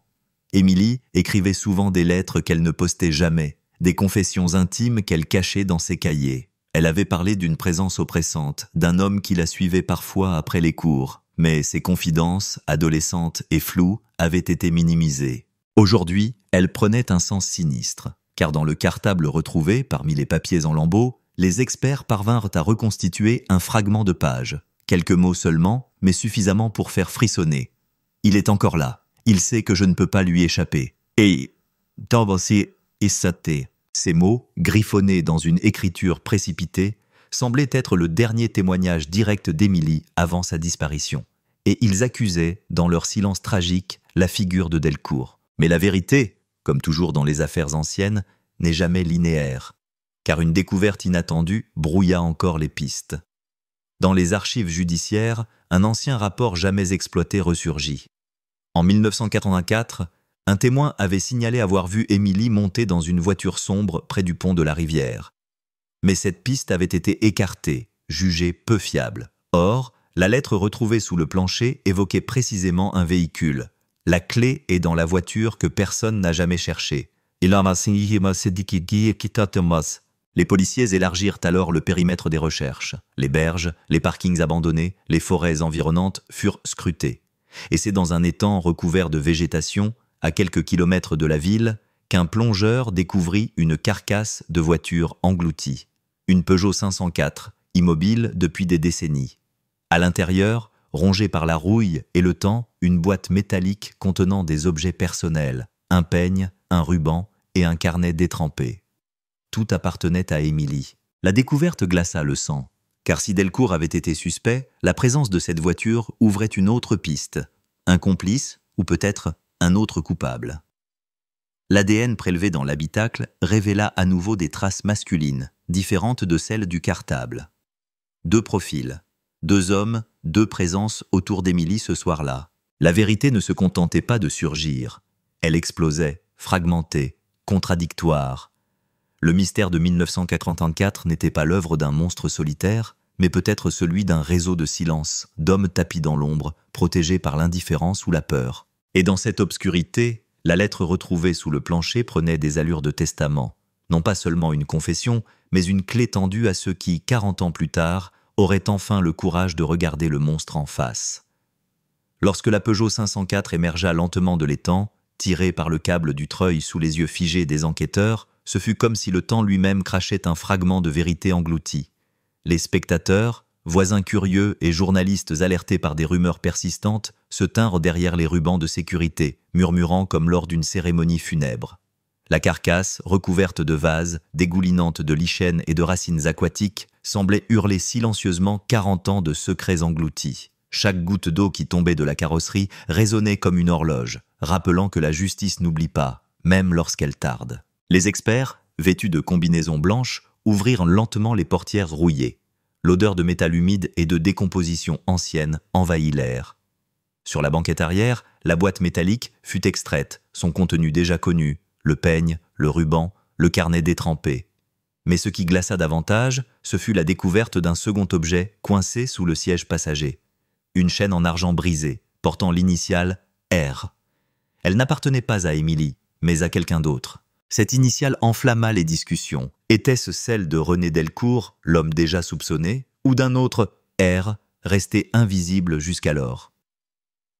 L'ambiguïté redoubla lorsque les analyses ADN confirmèrent la présence de 2 profils distincts dans la voiture. L'un, proche de celui retrouvé dans le cartable, partiel et incomplet. L'autre, inédit, plus clair, plus jeune. 2 hommes, 2 fantômes, dont l'ombre planait toujours sur la ville. Les enquêteurs, confrontés à cette dualité, replongèrent dans les archives de 1984, et ils retrouvèrent une mention presque insignifiante, passée inaperçue à l'époque. Un ami d'Émilie, Richard M., un jeune apprenti mécanicien, avait disparu du paysage quelques semaines après le drame, officiellement parti travailler à l'étranger. Aucun suivi, aucune vérification sérieuse n'avait été faite, et son prénom, Richard, commençait par ce R gravé sur la chaîne. Était-ce une coïncidence ou une clé négligée depuis 4 décennies? Pendant que les policiers traquaient cette piste, les médias s'enflammèrent. Les journaux titrèrent sur le double ADN et la voiture fantôme du lac. Les anciens habitants de la ville racontaient leurs souvenirs fragmentés, chacun prétendant avoir deviné depuis longtemps que l'histoire cachait quelque chose de plus vaste. Mais derrière cette agitation médiatique, un détail glaçant surgit. La lettre retrouvée sous le plancher parlait de « une voiture que personne n'avait jamais cherchée ». L'auteur savait donc dès le départ qu'elle reposait là, engloutie. Alors pourquoi avoir attendu 40 ans pour que la vérité soit déterrée? L'expertise graphologique, reprise avec ces nouveaux éléments, mit en lumière une piste inattendue. Certaines phrases de la lettre utilisaient des expressions propres à un vocabulaire mécanique, des termes techniques que seuls des initiés pouvaient manier. Cela orientait les soupçons vers Richard M., le jeune apprenti mécanicien disparu. Peut-être avait-il écrit une partie de cette lettre, peut-être avait-il voulu confesser ou accuser. Mais si c'était lui, pourquoi cacher ce message dans la maison de Delcourt? Était-il complice de l'homme ou bien une victime de ses manipulations? Dans ce labyrinthe, une autre voix se fit entendre, celle d'un ancien policier, retraité, qui osa enfin parler. En 1984, il avait signalé à ses supérieurs que Richard M. entretenait une relation ambiguë avec Émilie, faite de confidences, de promenades tardives, mais aussi de disputes. Mais cette piste avait été volontairement écartée, sous la pression d'un notable local. Le père de Richard travaillait alors dans l'administration municipale. Le silence institutionnel avait étouffé les soupçons. La machine judiciaire, gangrenée par l'influence, avait laissé filer une vérité dérangeante. Les enquêteurs d'aujourd'hui s'acharnèrent à retrouver la trace de Richard M., mais le passé, encore une fois, jouait contre eux. Les registres de passeport montraient qu'il avait quitté la France en 1985, direction l'Allemagne, puis plus rien, comme si sa vie s'était dissoute dans le brouillard. Certains murmuraient qu'il était mort depuis longtemps, d'autres prétendaient l'avoir aperçu des années plus tard sous une fausse identité. Sa disparition, 40 ans après, devenait une énigme parallèle, tissée à la principale. Et dans l'ombre de cette quête, la figure de René Delcourt revenait avec insistance. Car si Richard avait été impliqué, comment expliquer la présence des objets d'Émilie dans sa maison? Pourquoi ces photographies, ces notes morbides, ce goût de voyeurisme accumulé dans des boîtes métalliques? Delcourt était-il l'instigateur et Richard son complice involontaire? Ou bien Richard, dans sa jeunesse trouble, avait-il utilisé Delcourt comme écran, déposant la lettre chez lui pour brouiller les pistes? La maison abandonnée, fouillée une nouvelle fois à la lumière de ces révélations, livra encore un fragment de son ventre pourri. Sous une deuxième planche, dans un renfoncement du mur, un carnet fut découvert. Les pages, tachées d'humidité, révélaient une écriture tremblée. Elle voulait partir, elle voulait se libérer, mais je ne pouvais pas la laisser disparaître. La signature, ou plutôt les initiales griffonnées à la hâte, était RM. Ce carnet, cette confession muette, fit basculer l'affaire. Les enquêteurs tenaient enfin une voix directe, mais celle-ci soulevait une vérité insoutenable. Richard M. semblait avoir eu un rôle actif dans la disparition d'Émilie. Mais pourquoi ce carnet se trouvait-il dans la maison de Delcourt? Deux hypothèses déchirèrent de l'équipe. Soit Delcourt et Richard étaient liés, soit Delcourt avait retrouvé le carnet et l'avait conservé, prisonnier de son obsession. Dans les deux cas, la maison devenait le tombeau de toutes les contradictions. Le juge d'instruction ordonna alors une série de fouilles plus larges, élargissant le périmètre au jardin, aux alentours, aux caves. Des chiens spécialisés furent déployés, reniflant les murs effrités, les amas de gravats. Et un soir, dans la cave humide où la lumière peinait à pénétrer, les chiens s'arrêtèrent net devant une cloison scellée. Les ouvriers la percèrent, révélant un espace muré. À l'intérieur, une petite boîte de métal rouillé, encore une, contenant une lettre, différente de la première. Cette nouvelle lettre, écrite dans une main distincte, s'adressait directement à « celui qui trouvera un jour ». Elle racontait une nuit de peur, une fuite, une promesse de silence en échange de la survie. Et elle portait une signature glaçante, R. Rien de plus. Ni Delcourt, ni Richard, seulement une initiale, comme une énigme supplémentaire, une provocation posthume. La ville, en apprenant cette découverte, sombra dans un climat d'angoisse collective. Car désormais, tout le monde se demandait combien d'hommes, combien de vérités, combien de silences emmurés dans ces murs. Et les enquêteurs, face à cette boîte, comprirent que l'histoire d'Émilie n'était pas seulement celle d'une adolescente disparue, mais celle d'un système corrompu, d'une génération entière qui avait préféré détourner les yeux. La lettre retrouvée sous les lattes grinçantes du plancher avait déjà ouvert une fissure dans le temps, mais les mots, griffonnés à la hâte, portaient en eux un cri étouffé qui semblait défier les décennies. L'écriture, nerveuse et inégale, révélait l'urgence d'une adolescente prise au piège. Les enquêteurs de 2021, penchés sur le papier jauni, lisaient à voix basse, comme si le simple fait de prononcer ces phrases risquait de convoquer un fantôme. Le silence pesait lourd dans cette pièce aux murs écaillés. Les phrases parlaient de peur, d'un rendez-vous secret, de quelqu'un que l'on ne devait pas nommer, un pronom, une initiale brouillée, une trace d'encre qui s'était diluée avec le temps. Tout cela formait un puzzle fragile, mais suffisant pour relancer une enquête enterrée. En 1984, le quartier où vivait la jeune lycéenne Claire M respirait l'ennui des petites villes. Les façades décrépites, les cafés où l'on commentait les faits divers comme des tragédies locales, la monotonie d'une jeunesse rêvant de partir ailleurs. Tout cela constituait la toile de fond d'une disparition qui, à l'époque, n'avait pas trouvé de réponse. La presse avait couvert l'affaire, mais brièvement, happée ensuite par d'autres scandales, d'autres catastrophes. Dans les archives jaunies des journaux régionaux, on retrouvait des gros titres laconiques. Une lycéenne de 17 ans introuvable. Les pistes s'amenuisent. Quelques semaines plus tard, les articles avaient cessé, comme si l'oubli était devenu une forme de verdict. Mais dans l'ombre de cet oubli, des destins avaient été brisés. Les parents de Claire, reclus dans leur maison de briques rouges, avaient vieilli prématurément, rongés par l'absence. Leur jardin, autrefois fleuri, était devenu un terrain en friche, métaphore silencieuse d'une vie figée. Des camarades de classe, aujourd'hui adultes, se souvenaient de son sourire réservé, de ses regards fuyants, d'une tension qu'ils n'avaient pas su lire. Certains affirmaient qu'elle écrivait souvent dans un carnet, qu'elle y cachait des secrets. Le carnet n'avait jamais été retrouvé.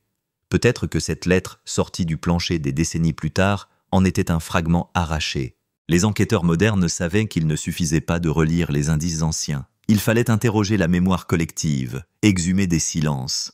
Ils contactèrent d'anciens voisins, des enseignants, des amis d'enfance.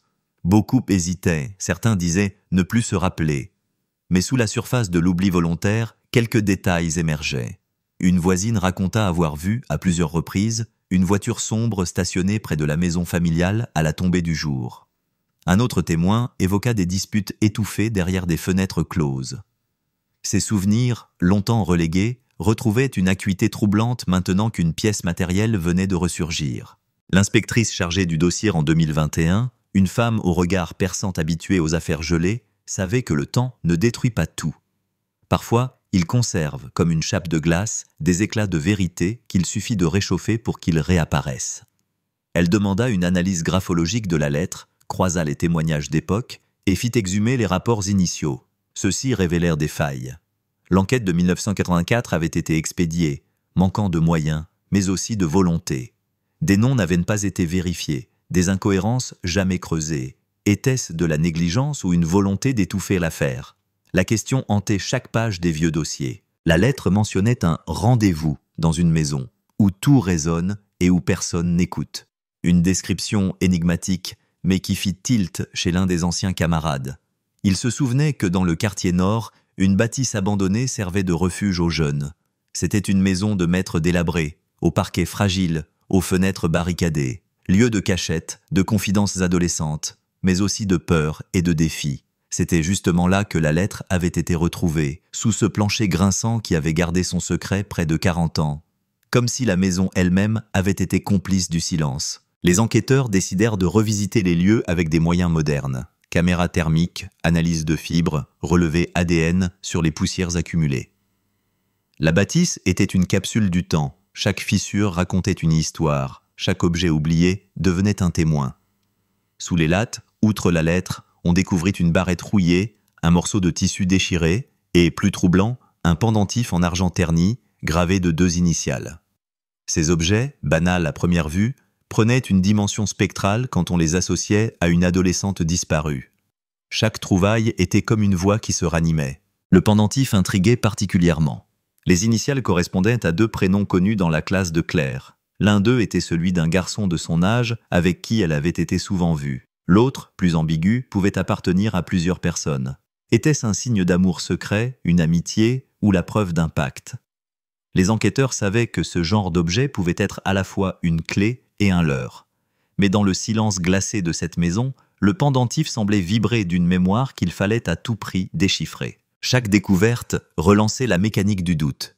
Et derrière chaque doute, une vérité possible se dessinait, celle d'une disparition qui n'avait peut-être rien d'accidentel. Une ombre grandissait, celle d'un manipulateur tapi dans les interstices de cette petite ville, protégée par le silence, l'habitude et l'oubli. La lettre, le pendentif, les témoignages épars formaient désormais un faisceau qui pointait vers une histoire enfouie mais pas effacée. Les enquêteurs avaient l'impression d'avancer dans un couloir obscur où chaque pas faisait grincer un plancher chargé de secrets. Et plus ils avançaient, plus le frisson se transformait en certitude. Quelqu'un, en 1984, avait écrit la première ligne d'un drame que la ville entière avait préféré rayer de sa mémoire. L'air était saturé de poussière et de silence lorsque l'équipe médico-légale s'attarda plus longtemps dans la vieille maison. Les instruments modernes scrutaient le moindre interstice. Chaque fibre oubliée devenait un indice potentiel. Dans l'un des recoins, sous une couche épaisse de gravats, on découvrit un objet minuscule, un briquet métallique gravé de fines rayures, presque effacé par le temps. Au premier regard, il semblait insignifiant, mais lorsqu'on l'examina sous la lumière crue des lampes halogènes, un détail apparut, une gravure maladroite, une date, 12/03/44. Ce n'était pas un hasard. Cette date correspondait à la semaine où Claire avait disparu.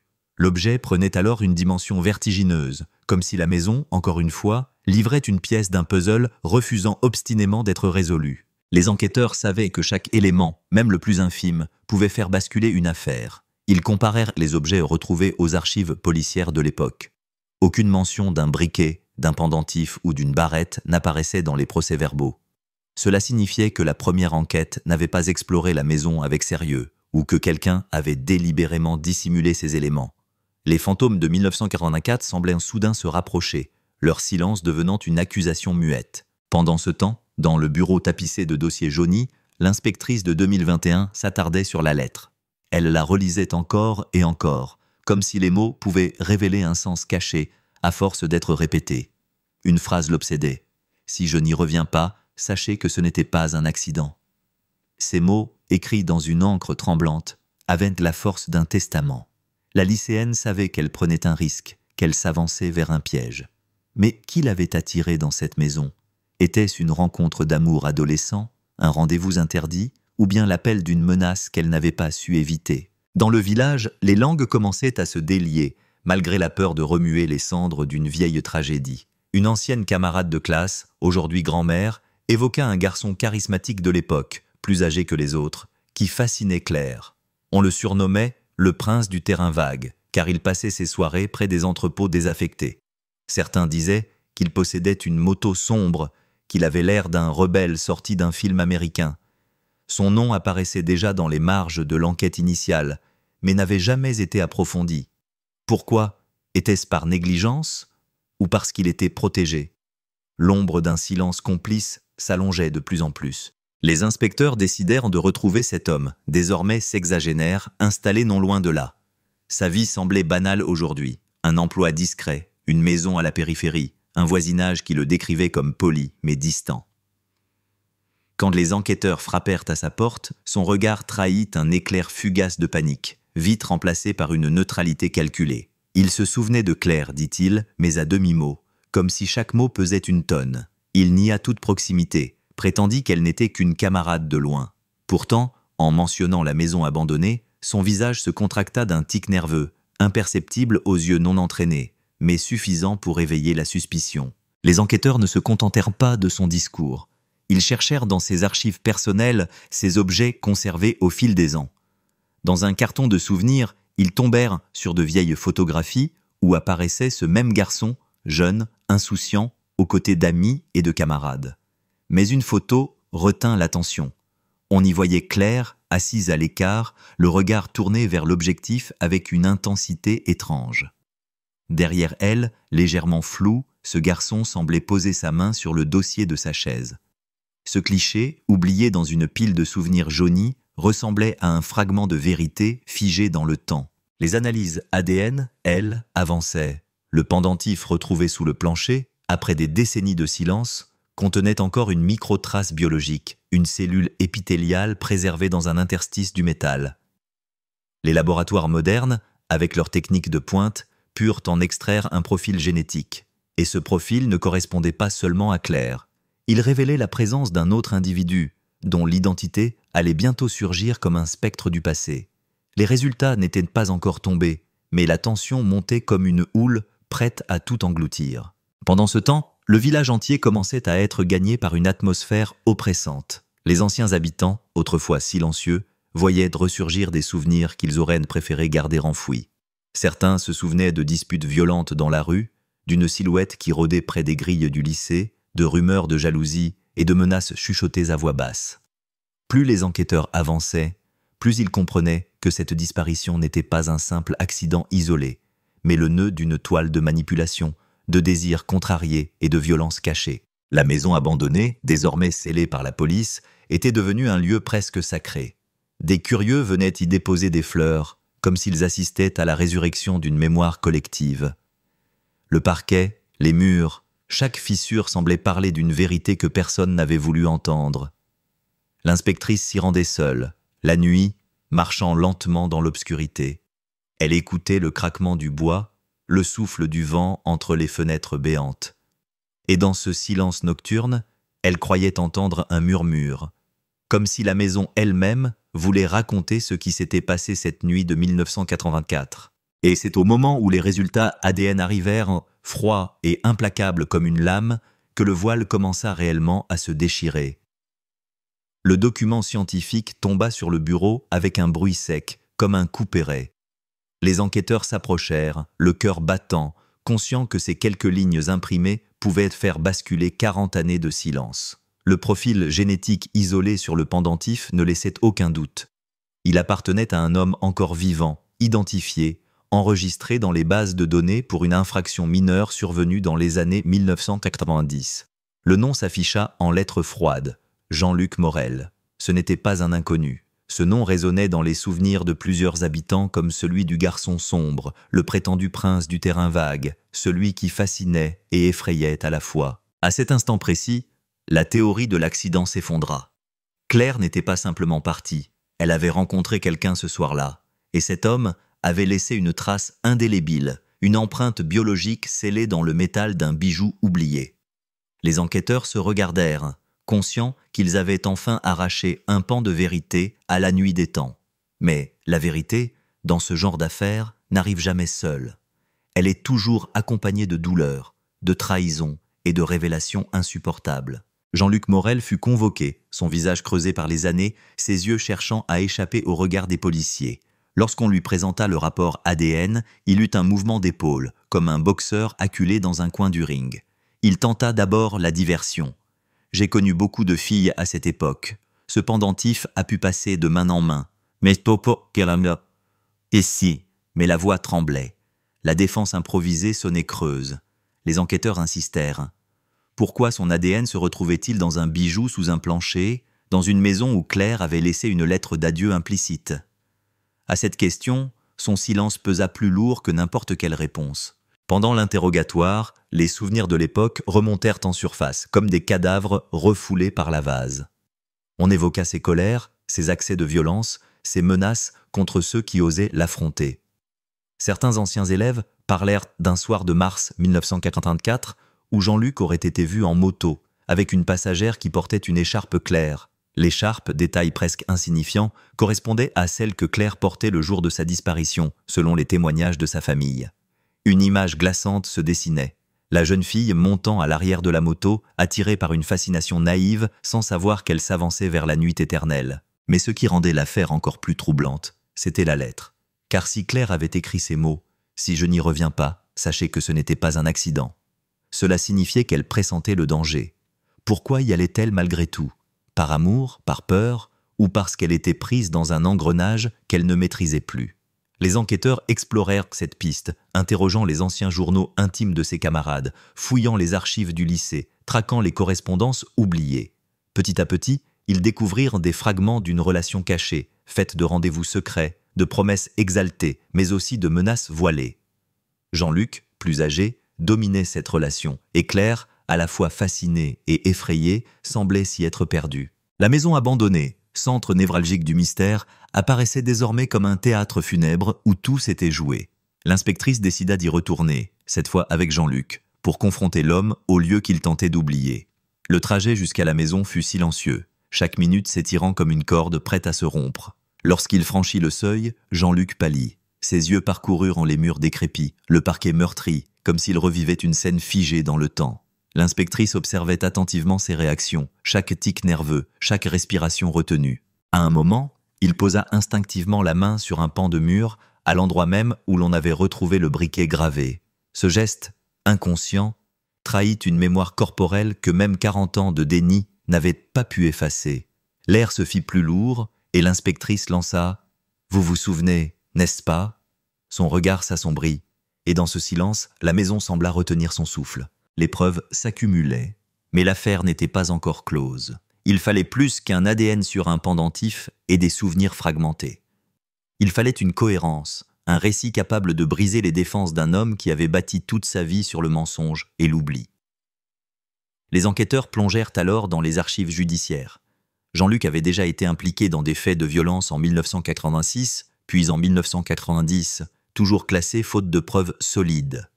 Un profil inquiétant se dessinait, celui d'un homme violent, protégé par des silences complices, échappant toujours à la justice. Pourtant, l'énigme persistait. Où était le corps de Claire? La maison n'avait révélé que des objets, pas de restes humains. Sans corps, la vérité restait incomplète, suspendue dans une incertitude qui rongeait les familles et les enquêteurs. L'inspectrice savait que c'était là la clé, retrouver Claire, même après tant d'années, pour que l'histoire s'achève. Les fouilles reprirent, cette fois plus profondes, avec des technologies modernes capables de détecter les anomalies du sol, les cavités invisibles, les traces de décomposition enfouies. Le jardin de la maison abandonnée, envahi par les ronces et les herbes folles, fut passé au peigne fin. Et un soir d'automne, sous un ciel bas et menaçant, les machines détectèrent une zone suspecte. À 1,50 m sous terre, on découvrit un espace compacté, différent du reste du terrain. Les pelles mécaniques s'activèrent. Et bientôt, les premiers fragments apparurent. Un tissu effiloché, une chaussure rongée par l'humidité, puis un ossement fragile blanchi par le temps. La découverte fit l'effet d'un tremblement de terre.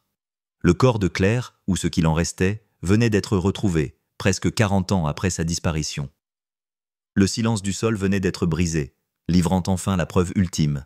Autour de la fosse, un cercle de policiers, de médecins légistes et de journalistes retenus à distance observaient la scène comme un rituel funèbre.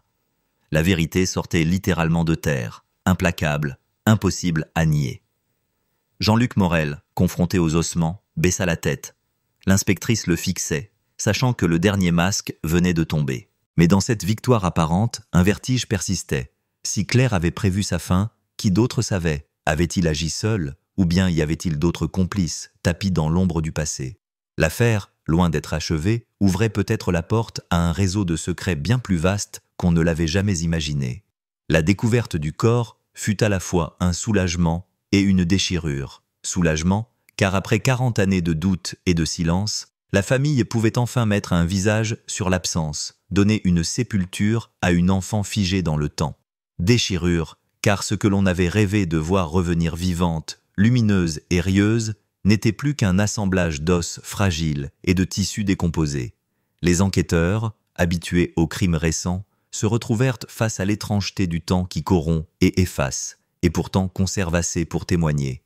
La mort de Claire n'était plus une rumeur, ni une hypothèse. Elle devenait une réalité implacable. Jean-Luc Morel, confronté à ces restes humains, s'était figé, le visage dur, mais ses mains tremblaient. Devant les policiers, il tentait de contenir ce qui se fissurait en lui. Des décennies de mensonges, de fuites, de reconstruction d'une vie normale bâtie sur la dissimulation d'un crime. Lorsqu'on l'interrogea à nouveau, il commença par nier, arguant d'un complot, de preuves manipulées, d'une volonté de le faire tomber pour des fautes de jeunesse. Mais à mesure que les questions s'enchaînaient, sa voix se brisa, et derrière l'assurance apparente, on devinait un homme acculé, luttant contre ses propres souvenirs. Les policiers choisirent une stratégie redoutable. Ils ne l'assaillirent pas. Ils l'étouffèrent avec le poids du silence. Dans la salle d'interrogatoire, on laissa les photos des ossements étalés sur la table, aux côtés de la lettre retrouvée sous le plancher. Ces deux témoins muets, l'un arraché à la terre, l'autre au bois, formaient un duo implacable, comme si la maison elle-même avait voulu accuser. Jean-Luc baissa les yeux, ses lèvres se mirent à trembler. Enfin, dans un murmure presque inaudible, il lâcha quelques mots. « Elle ne voulait plus de moi ». Ce fragment de phrase ouvrit une brèche. Les enquêteurs comprirent qu'ils devaient laisser parler le flot. Jean-Luc raconta une version fragmentée, hésitante, où l'amour adolescent se mêlait à la possession, où la colère avait supplanté la tendresse. Il disait l'avoir aimée, d'une passion dévorante, mais aussi d'une jalousie sans limite. Claire, selon lui, avait voulu s'éloigner, mettre fin à leur rendez-vous clandestin, reprendre le contrôle de sa vie. Ce refus, il ne l'avait pas supporté. Une dispute violente avait éclaté dans la maison abandonnée cette nuit de mars 1984. Les mots s'étaient transformés en cris, puis en gestes incontrôlables. Mais là encore, il modulait, il atténuait, il cherchait à maquiller sa responsabilité. Était-ce vraiment un accident, comme il le prétendait à demi-mot, ou un geste volontaire, une pulsion meurtrière assumée? Les enquêteurs savaient qu'il se défendait encore, tentant de sauver les fragments de son image. Car ce qu'il refusait d'avouer, c'était la préméditation, le piège tendu à une adolescente fragile. Au-delà de l'aveu partiel, une autre question surgissait. Avait-il agi seul? Plusieurs éléments laissaient planer le doute. Des témoins anciens affirmaient qu'un autre jeune homme fréquentait parfois la maison abandonnée, un ami proche de Jean-Luc. Des rumeurs parlaient de soirées d'alcool, de défis malsains, de jeux cruels imposés à des plus jeunes. Était-il possible que Claire ait été victime non pas d'un seul bourreau, mais d'un cercle de prédateurs? Cette hypothèse glaçait le sang des enquêteurs, car elle ouvrait la porte à l'idée d'un crime collectif, couvert par la lâcheté et l'omerta d'un groupe. Pour en avoir le cœur net, ils rouvrirent les dossiers des disparitions de la région dans les années 1980. Et là, une coïncidence apparut. Une autre jeune fille, du même âge que Claire, avait disparu en 1982, à quelques kilomètres de là, sans jamais être retrouvée. Le dossier, classé depuis longtemps, portait des similitudes troublantes. Les derniers témoins l'avaient vue en compagnie de jeunes hommes à moto, près d'un bâtiment en ruine. L'inspectrice sentit alors le vertige d'un possible pattern, un fil rouge reliant plusieurs disparitions qu'on avait toujours attribuées à des fugues ou à des accidents. Ce nouvel angle intensifia l'interrogatoire. Jean-Luc, confronté à ces parallèles, blêmit, mais il refusa de parler davantage, se murant dans un mutisme obstiné. Pourtant, son silence en disait long.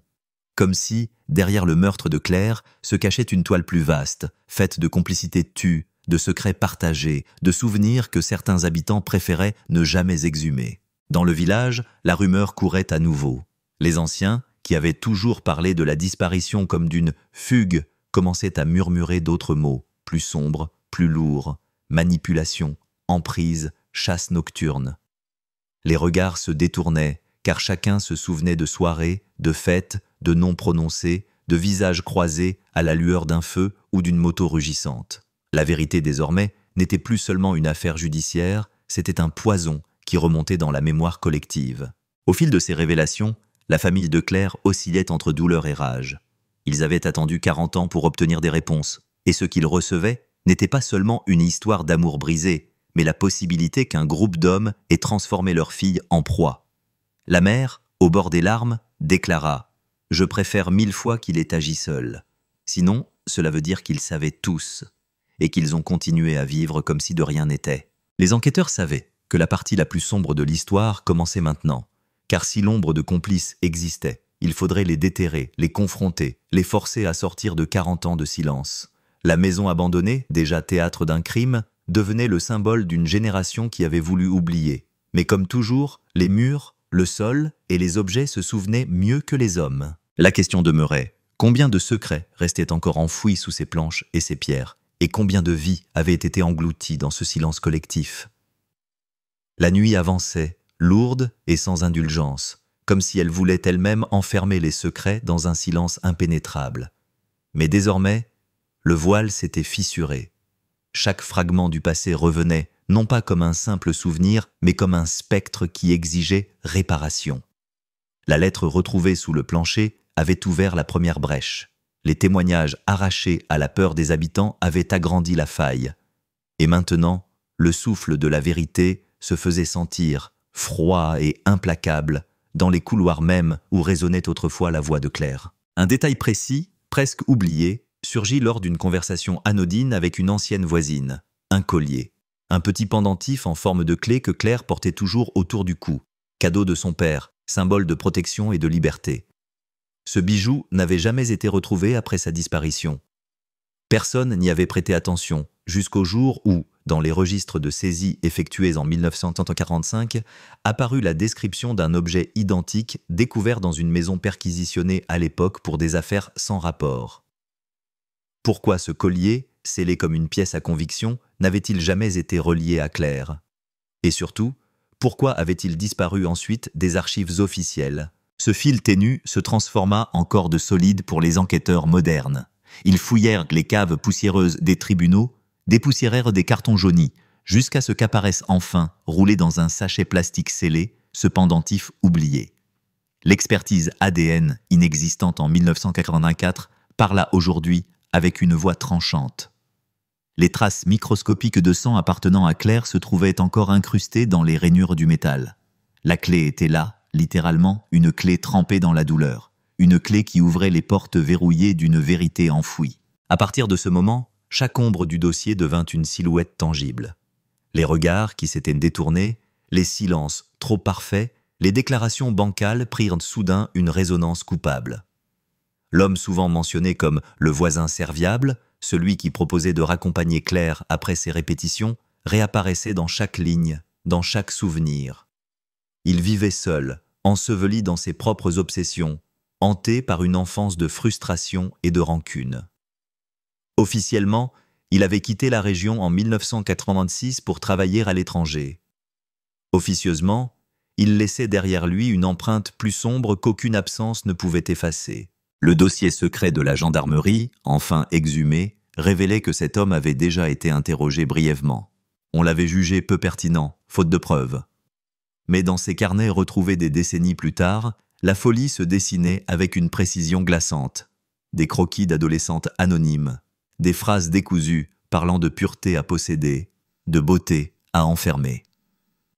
Le pendentif de Claire, retrouvé dans ses affaires, n'était pas un hasard, mais un trophée, une pièce volée à la vie d'une jeune fille disparue. Pourtant, malgré l'horreur, la justice tardait encore. L'homme était mort depuis 10 ans, emportant avec lui ses derniers aveux. Mais le poids des preuves, même posthumes, suffisait à établir la chaîne. Claire avait été enlevée, séquestrée dans cette vieille maison, brisée dans son adolescence, avant que son corps ne soit enfoui dans une cave murée, oubliée des vivants mais pas de la mémoire des murs. Les traces retrouvées sur la dalle effondrée confirmaient ce que la lettre annonçait. Un corps avait bel et bien reposé là, avant d'être déplacé. Le silence de la communauté prenait alors un autre sens. Ce n'était pas seulement la peur qui les avait muselés, mais une forme de culpabilité collective. Une incapacité à affronter l'idée qu'ils avaient peut-être tous croisé l'assassin sans le voir, qu'ils avaient fermé les yeux sur des signes évidents.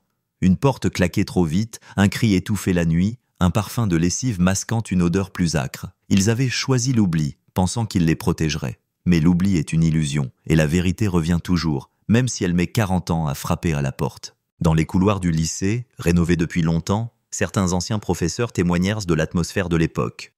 L'un d'eux, aujourd'hui vieilli, avoua que Claire avait confié craindre quelqu'un, mais qu'il n'avait pas pris ses paroles au sérieux, les croyant à de simples angoisses adolescentes.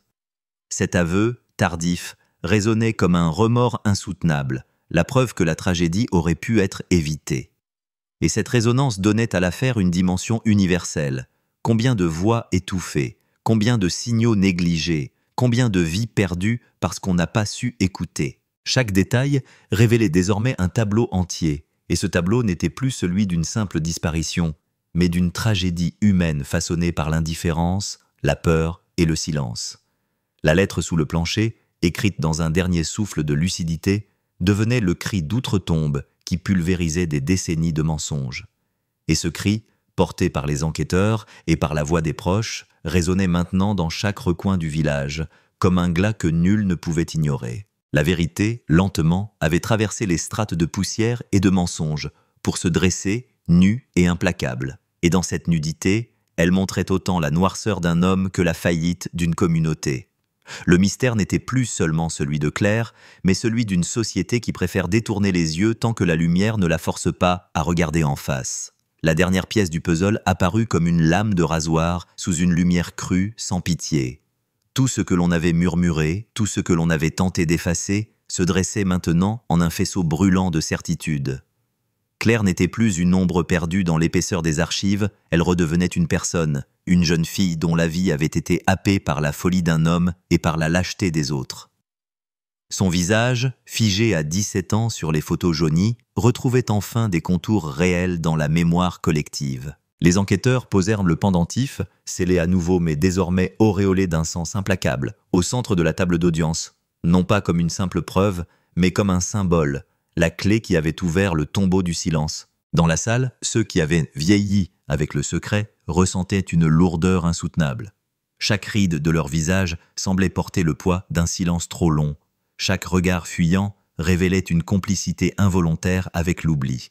Le village tout entier devenait un théâtre, où l'on comprenait trop tard que le décor de la normalité cachait un crime monstrueux. Les rires étouffés d'autrefois, les portes fermées à double tour, les regards baissés devant l'évidence. Tout cela se rassemblait maintenant pour composer une fresque amère de la lâcheté humaine. Mais au-delà de la honte, il y avait la lumière d'une justice tardive, imparfaite, mais nécessaire. Car même si l'assassin ne pouvait plus répondre de ses actes, même si la sentence ne serait jamais prononcée par un juge de chair et d'os, la vérité elle-même devenait le verdict.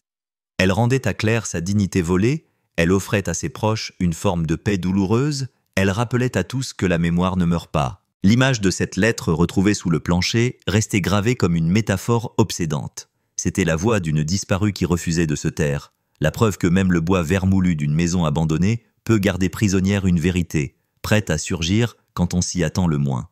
Les murs avaient parlé, les planchers avaient craqué, et le passé avait explosé dans le présent comme une bombe à retardement. Le crime, croyait-on, était enterré. En réalité, il n'avait jamais cessé de respirer sous les planches. Et l'on comprend alors que ce mystère n'était pas seulement celui d'une lycéenne disparue en 1984, mais celui de toute une époque, de toute une société, de toutes ces histoires que l'on croit pouvoir effacer à coups de silence. Claire devenait le visage universel de ces innocentes qu'on a voulu effacer, mais qui reviennent toujours, par une lettre, un bijou, un murmure, rappeler aux vivants qu'aucune injustice ne dort pour l'éternité. La caméra imaginaire s'éloigne, laissant derrière elle la vieille maison abandonnée, son plancher brisé, son silence enfin éventré. On n'entend plus que le vent dans les herbes hautes, comme un soupir venu d'ailleurs, portant avec lui une vérité qui a mis 40 ans à éclater.